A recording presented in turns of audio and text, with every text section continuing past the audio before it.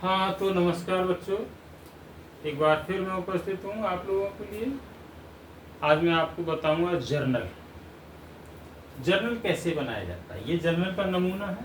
पहला खाना है इसमें कॉलम डेट का, दूसरा पार्टिकुलर्स यानी विवरण का, तीसरा एलएफ। एलएफ क्या होता है?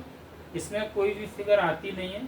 जब हम वास्तव में व्यापार करते हैं, किसी व्यापार के मुनीम होते हैं या क्लर्क होते हैं, उस समय जब हम ये जर्नल बनाते हैं तब हमें इसकी आवश्यकता पड़ती है। तो इसमें लिखा क्या जाता है? लेजर फॉलियो का मतलब खाता पृष्ठ संख्या। इसकी किसी भी लेन देन की खतौनी में जब पोस्टिंग करते हैं तो जहां वो उसकी पृष्ठ संख्या होती है उस पृष्ठ संख्या को यहाँ लिखते हैं, और इस जर्नल की जो पृष्ठ संख्या होती है उसको उस खतौनी में लिखते हैं। इस तरह से एक दूसरे की पृष्ठ संख्या एक दूसरे में लिखते हैं। ठीक है। ये अमाउंट है, ऋणी अमाउंट, और ये धनी अमाउंट, क्रेडिट साइड का अमाउंट, धनराशि। तो सबसे पहला लेखा है हमारा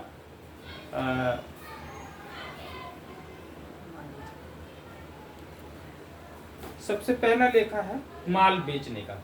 7 जनवरी को ये माल बेचा गया। तो माल बेचने पर हमें रुपया प्राप्त होगा। नगद माल बेचा है, रुपया प्राप्त होगा।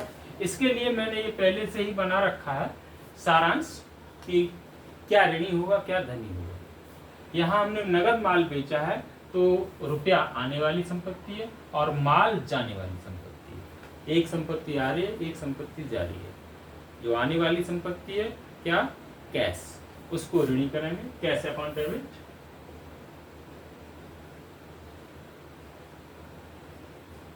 और धनी करेंगे माल को, माल जाने वाली संपत्ति, और माल की जगह लिखेंगे sales account, to sales account. माल की जगह मैं आपको बता दूं, हम परचेज सेल्स, परचेज रिटर्न और सेल्स रिटर्न, ये 4 खाते यूज करते हैं। यानी माल को हम 4 भागों में विभाजित कर देते हैं। बहुत से लोग ये जानते नहीं है कि हम कभी कभी बच्चे परचेज भी लिखते हैं, सेल्स भी लिखते हैं और गुड्स भी लिख देते हैं। तो ये नहीं होना चाहिए। अगर हम परचेज सेल्स और sales return, purchase return use कर रहे हैं तो फिर गुड्स नहीं लिखना चाहिए। चलिए, फॉर गुड्स सोल्ड, बेचा,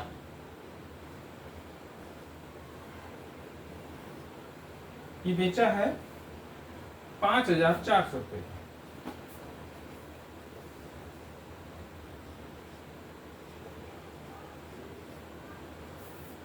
और जनवरी 7, 12 तारीख को फाजिल को माल बेचा। 12 जनवरी को फाजिल को माल बेचा है। तो फाजिल को माल बेचा है, उधार बेचा है कि नगद बेचा है, ये कुछ नहीं लिखा। तो हम कैसे माने कि उधार बेचा है या नगद बेचा है? यहाँ हम ये इस निष्कर्ष पर पहुँचते हैं कि जब नाम दिया रहता है किसी व्यक्ति का तो हम उस लेन देन को उधार मानते हैं। जब नाम दिया हो और ऋणी नगद और उधार के बारे में कुछ भी नहीं कहा गया हो तो उस लेन देन को उधार माना जाता है। तो फाजिल को माल बेचा है और नगद उधार के बारे में कुछ नहीं कहा, इसका मतलब फाजिल को उधार माल बेचा है। अब फाजिल यहाँ पाने वाला है और माल जाने वाली संपत्ति। तो पाने वाले को हम ऋणी कर देंगे, यानी फाजिल ऋणी, फाजिल डेबिट।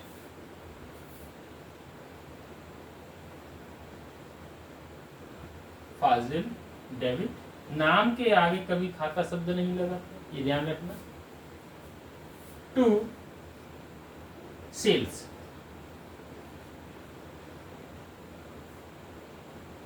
For goods sold. ये है अमाउंट है इसका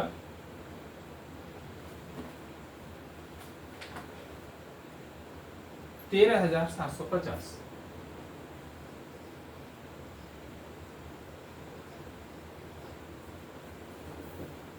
₹13,750 का हमने उधार माल बेचा है फाजिल को। तीसरा लेन देन है हमारा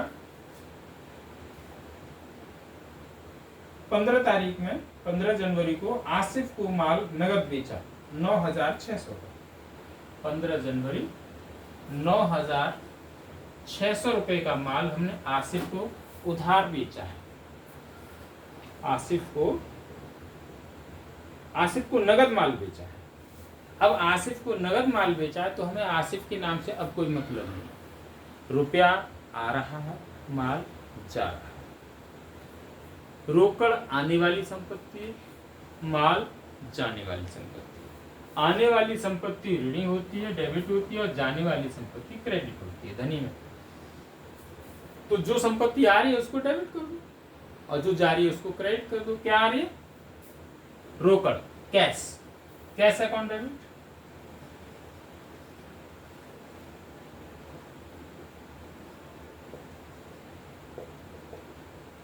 टू, कौन सी संपत्ति जा रही है? माल को धनी कर देंगे और माल की जगह सेल्स, टू सेल्स, क्योंकि माल बेचा। फॉर गुड्स सोल्ड, ये तीसरा लिखा होगा 9,600। चौथा है कादिर को उधार माल बेचा 20 तारीख में 24,200 रुपए का।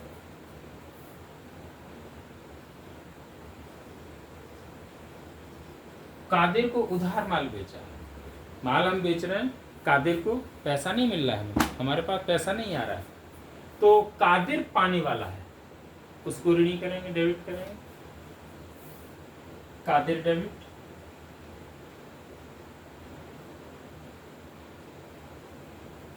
पाने वाले को ऋणी कर दिया।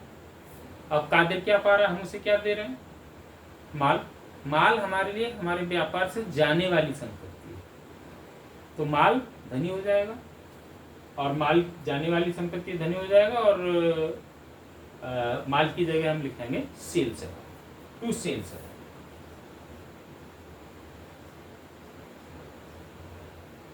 For goods sold. ये 4 लिखे थे माल बेचने से संबंधित।